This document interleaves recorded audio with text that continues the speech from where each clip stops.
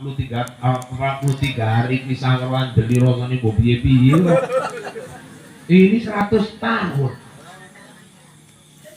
Iku nek di sinetron ke kan main tenan lah iku Bang Adam, Hawa berpelukan kira-kira ngono. Akhirnya dua-duanya jumpa, kedua-duanya tersungkur, bersujud, minta ampun kepada Allah. Keluarlah doa dari mulut mereka, Rabbana zolamna anfusana wa illam taghfir lana wa tarhamna lanakunanna minal khasirin. Ya Rabb, sungguh kami telah menzolimi diri kami sendiri, ampuni kami. Bila kau tidak mengampuni kami, sungguh kami adalah hamba-Mu yang merugi. Akhirnya diterimalah tobat Nabi Adam sama Siti Hawa. Bu, sampai sekarang Bukit Jabal Rahmah itu diyakini orang tempat doa minta orang yang payah dapat jodoh. Hadisnya nggak ada, tapi banyak yang ngamalkan berhasil. Saya 2003 pergi haji pertama. Sebelum berangkat datang ibu-ibu 42 tahun, gadis tua. Assalamualaikum Ustaz. Waalaikumsalam. Saya dengar mau berangkat haji Ustaz. Insya Allah Bu. Ini Ustaz mungkin bisa dipakai di sana. Ada sarung cap gajah duduk. Lah kok baik kali lah ibu ini mesti ngasih sarung batin. Rupain kayak maksud. Ustaz, saya udah 42 tahun belum nikah-nikah. Jadi maksudnya piye? Kalau tolong doakeun aku nang Jabal Rahmah. Lah rupanya sarung itu nyokok. Ngari kalau doa itu nyokok ndi sih kalau iki mboten. Saya tulis namanya. Piye lah Pak, biar sekali enek wong lanang seneng tenan karo aku. Den seneng, aku lek gak seneng. Sekali enek aku lek seneng, den pula lek gak seneng karo aku. Sekali enek loro-loro aku seneng, den seneng, wong tua kami pula lek gak seneng.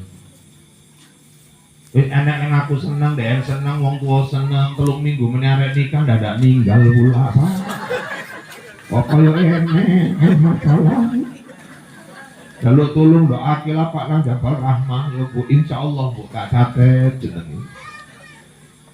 Terus datang lagi gadis 28 tahun, mamanya jemaah saya orang Selayang. Kok ke rumah Ustaz Rahul minta doa. Masa 3 kali tunangan gak jadi-jadi. Udahlah uangnya aja Bu. Tak tolong Ustaz, kalau mama saya tolong doakan. Saya catet namanya. Aku batin mau ngayu koyo ngene kok iso 3 kali gagal. Aku sampai dicubit karo wong omah, awas jangan salah doa. Salah doa gawe kue pula. Yang ketiga, bibi saya sendiri, makcik saya, 37 tahun waktu itu umurnya. Nenek itu bilang, mamanya nenek, saya manggilnya nenek, itu doakan makcikmu itu Pak, wis karaten ngomong itu. Aku bingung karaten ini wong wedok iki piye, jadi ngomong. Mosok 37 tahun gak kawin-kawin. Terus mama iki eneng terus saya tulis namanya. Berangkat saya waktu itu Mekah dulu baru Madinah. Naik ke Jabal Rahmah, saya doakan 3-3. Pindah ke Madinah, 3 hari mau pulang, teleponan sama istri. Gak puas ngobrol sama istri di telepon, orang rumah ngomong, Bang, itu ibu yang orang Kuala itu yang gadis tua 42 tahun, udah abang doakan. Yang mana yang minta jodoh? 3-3 udah, aku bilang, itu di Mekah, ini udah Madinah. Abang gak lupa kan? Enggak, serius. Ya Allah Bang, memang tanah suci lah itu. Bukan apa? Ibu itu semalam datang kemari. Terus aku disuruhnya besok ke rumahnya nerima lamaran besok malam. Saya mesti di Madinah. Belum pulang nerima lamaran. Pulang saya Pak, sebulan sesudah itu nikah ibu itu. Dapat duda 63 tahun. Udah apa-apa. Timbangan dulu terus. Gak 63 tahun pun pensiunan PNS. Bulanannya jelas. Terus yang 28 tahun tadi 3 bulan saya pulang. Sekarang udah nikah, udah 2 anaknya. 3 bulan saya pulang nikah, anaknya udah 2. Lengsui bibiku dewe yang 37 tahun mau. Aku berangkat haji 2003, itu jodohnya 2013. 10 tahun, itu lebih parah meneh. Dudo 72 tahun. Lillahi ta'ala, malah wong ngomong tak rasa salah doa lah itu. Kenapa kok tua-tua tenan? Memang jodoh iku mare iya kamu. 72 tahun pun Bu, di Sosa sama di Pekanbaru sawitnya 35 hektar. Di Medan rumah sewanya 18 pintu. Alhamdulillah 6 bulan nikah ninggal orang itu. Itu warisan bibi murah. Berarti kan nggak salah doa juga aku waktu itu. Jadi bapak ibu sekalian yang dirahmati Allah, nah itulah kenangan Jabal Rahmah. Jadi Nabi Adam sama Siti Hawa secara fisik itu kakek nenek kita. Ditempatkan di surga, terus diturunkan ke bumi. Itulah kita sampai hari ini. Dan jangan lupa, kita semua bakal balik lagi mau pulang ke surga itu. Jadi kampung kita bukan alur nyamuk. Kalau ibu bilang kampung ibu alur nyamuk, ibu dari alur nyamuk ada rezeki pergi ke Mekah, masih bisa pulang ke alur nyamuk.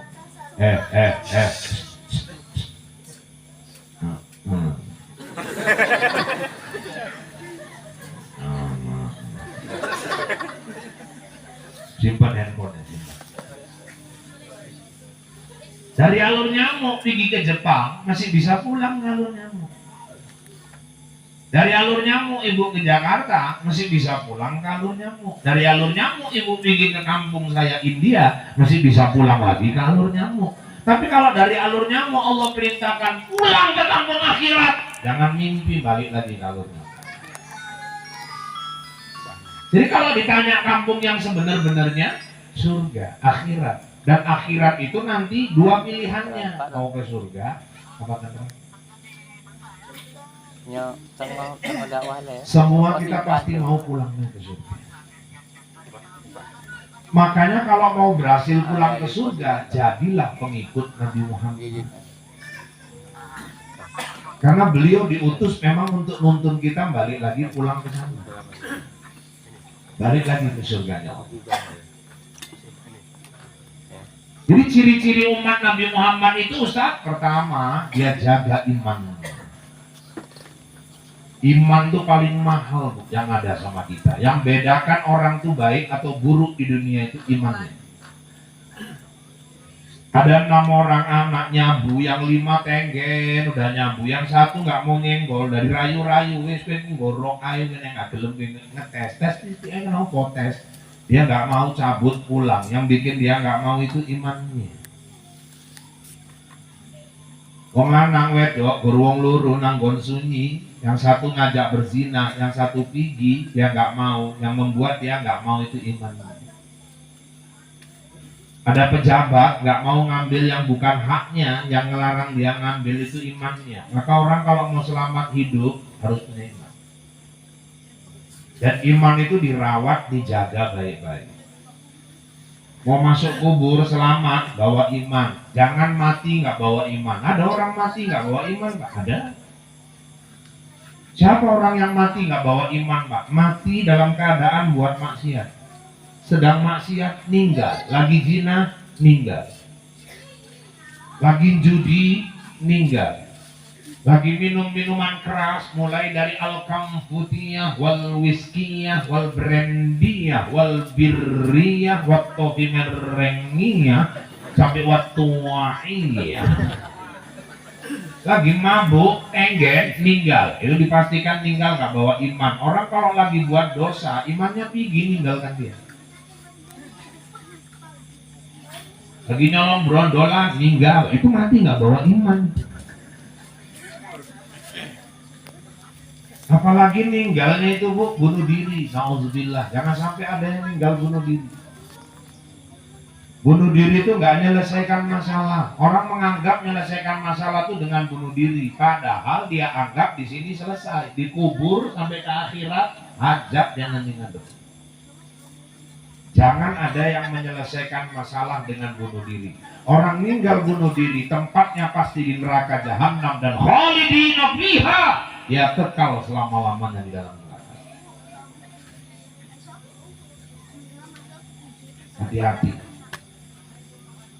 Jangan sampai meninggal nggak bawa iman. Bu, sekarang ini banyak orang bunuh diri bukan masalah cinta lagi, enggak. Bukan masalah asmara. Anak lajang pun sekarang kalau diputuskan cewek udah jarang kita dengar bunuh diri karena orang tuh ngerti masih banyak janda-janda tua, orang-orang jompo yang bisa diselamatkan. Kok kayak bunga cuma satu aja. Nenek wong bunuh diri diputus ke cewek mau itu. Sekarang banyak orang bunuh diri itu justru masalahnya ekonomi, hutang. Hati-hati, banyak sekarang orang terjebak hutang online. Nggak tahan, diteror, ujungnya bunuh diri.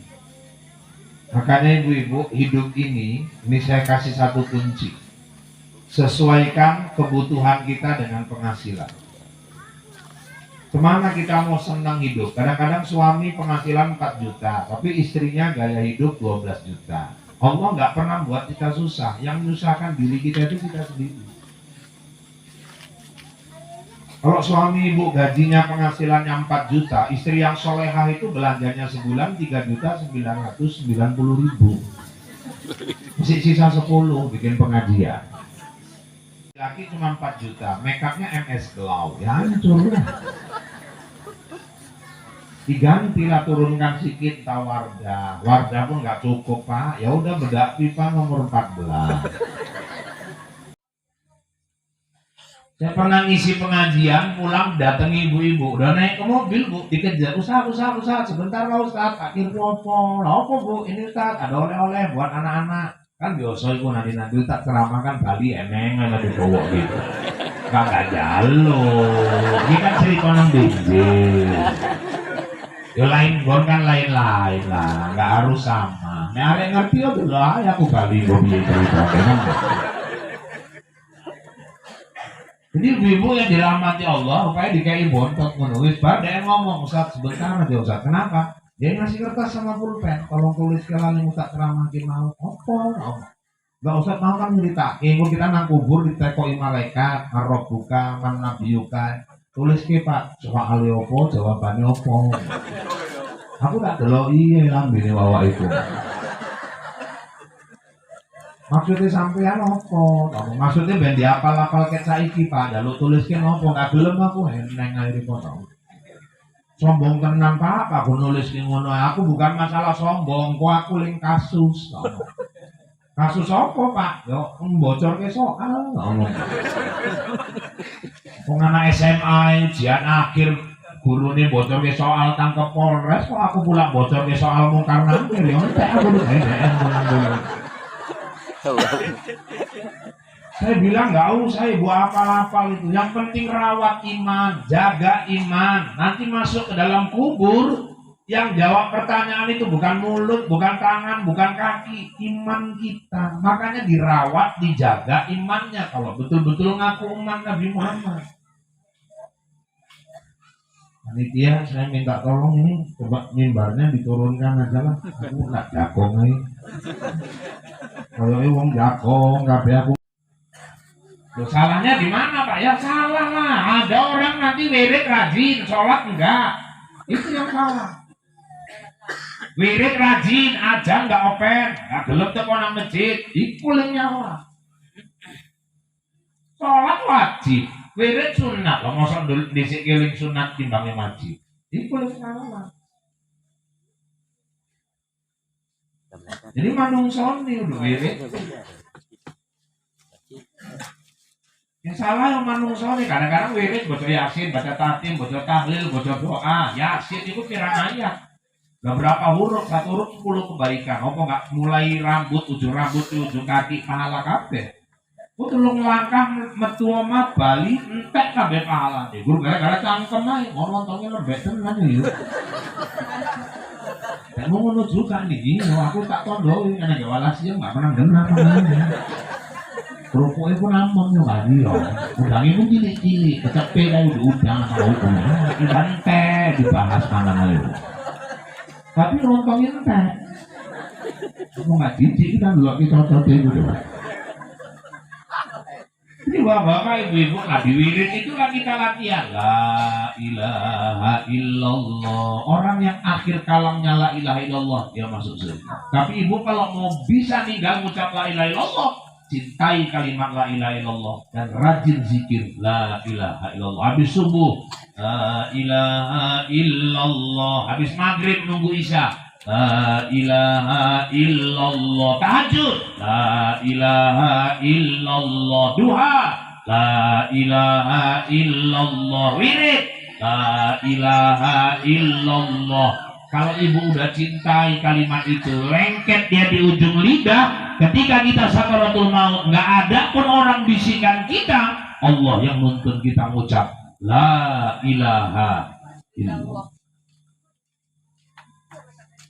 Tapi nek urip kerjane gur karaokean, nek koro-koro, wis aja ada. Gak akan itu. Tenan wong ninggal iku apa yang paling dicintai paling betul. Kayak kejadian dirampas sana penyanyi keyboard kena kanker payudara, setengah mampus ninggal. Ustaz diundang mau ngajari ngucap la ilaha illallah, do cerita keringet jagung, keringet buntut metu kabeh. Bisik ki karo ustaz la ilaha illallah. Wah, kejang-kejang ustaz itu orang sholat sama aja meruntuhkan masjid.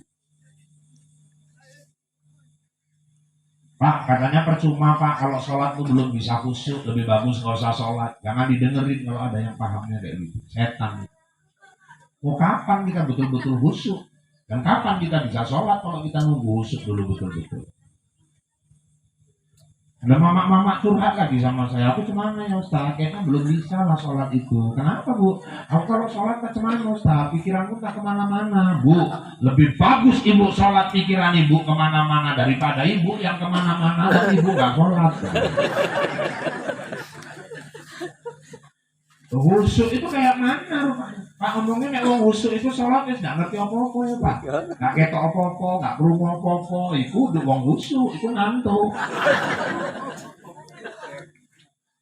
Mana nek wong sholat gak ngerti apa-apa. Coba sekarang gini logikanya. Di dalam fikih diajarkan kalau kita lagi sholat, tahu-tahu ular lewat, apa ajaran dalam fikih? Hentikan sholat, usir atau bunuh ular itu, lanjutkan sholat. Kalau kita sholat udah gak ngerti apa-apa, mana mungkin ada ajaran usir, matikan dulu ular itu baru lanjutkan sholat. Berarti kan dalam Islam Nabi itu ngerti ketika kita sholat ular lewat kita nampak. Karena ada orang sholat gak nampak apa-apa. Ibu pun jangan sok paten, sok khusyuk. Kulo ngadeg nang arep riko pun delok iki kurang khusyuk. Sok khusyuk, sok paten. Kulo ning ngene riko ngene sithik. Baik, bar salat ambale teles wis nguyu nang ngono. Nah, ada orang sholat nggak ngerti apa-apa.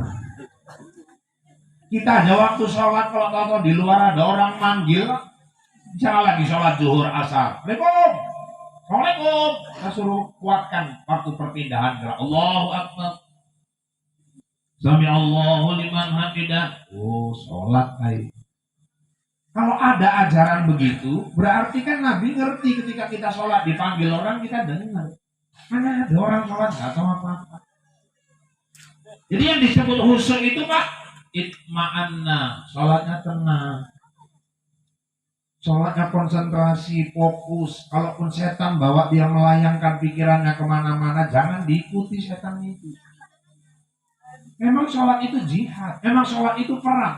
Mulai kita Allahu Akbar, itu setan masuk untuk macam mana merusak sholat kita. Kita jaga, kita lawan itu. Merawat iman, Ustaz ngerawat iman itu macam mana? Yang pertama, Bapak Ibu kasih makanan-makanan tempat bersemayamnya iman itu. Tempat bersemayamnya iman itu Ustaz, kalbu, hati kita. Apa makanannya Ustaz? Pertama zikrullah, zikir kepada Allah. Pak, zikir itu yang la ilaha illallah itu ya Pak, itu tahlil. Subhanallah Pak, itu tasbih. Alhamdulillah Pak, itu tahmid. Allahu Akbar Pak, itu takbir. La ilaha illallah ikut tahlil. Itu lafaz zikir, bukan zikir. Zikir itu kerjaannya. Apa itu Ustaz? Mengingat. Di mana makomnya? Tempat mengingat itu. Di sini, alat bantunya ini, nancapkannya di sini. Makanya ibu-ibu yang dirahmati Allah nggak bisa cuma di sini aja. Banyak orang nampaknya zikir, padahal gue nang gini. Ikini nggak melu, ikini nggak melu. Ya kadang-kadang masuk wirid mama-mama itu tak perhatiin itu macam-macam modelnya. Ada yang nyetel Yasin, la ilaha illallah, la ilaha illallah, la ilaha illallah. Setengah papat ya la ilaha eneng. Ini lagi tahlil ketok kawani ketinggalan, la ilaha illallah, la ilaha illallah. Ini lagi wirid bawana, la ilaha illallah. Jongliti, la ilaha illallah. Ini padahal itu nangkol bapak mulai. Bila ilah semua bisa nggak ada imam pos bila ilah ini gayanya merem kaya husu tenang la ilaha illallah. Nang dapur wong mencari kerupuk kerepak lepuk illallah batin kaya lontong pecel gila ilaha illallah. Wong nyirami kuah mambu rebus gila zikir karena jadi benteng. Selaras tiga tempat itu. Makanya ibu-ibu yang dirahmati Allah, kalimat la ilaha illallah itu pamungkas itu, senjata pamungkas. Kata Nabi, man akhiru kalamihi la ilaha illallah dakhalal jannah. Orang yang akhir ucapannya la ilaha, kuburnya jepit tulang-tulang rusuk dia. Yang lebih menyakitkan lagi ibu-ibu yang dimuliakan Allah, 4 bulan sesudah dia meninggal suaminya pun kawin lagi majanda di Simpang Opak. Terakhir rondo kayu lalan menikmati duit 500 juta. Sakitnya tuh rasanya di sini. Baru sebulan nikah, istrinya yang baru pun lagi mengkek-mengkeknya. Dia bilang, bang belikan kereta baru apa? Emek. Cocok mau kereta eneng kok. Mau ngedek. Itu kan kereta mendiang binimu dulu. Aku mau yang baru lah. Duitnya mana? Itu 500 juta itu untuk apa? Di bank itu. Makin masih sayangnya sama bini barunya. Terakhir pakai duit ibu belikan emek tadi. Ya Allah. Running orang itu sore-sore. Cekel gotong bojo Riko, ngomong gak sakit itu. Semua pulang melewati kuburan Riko itu.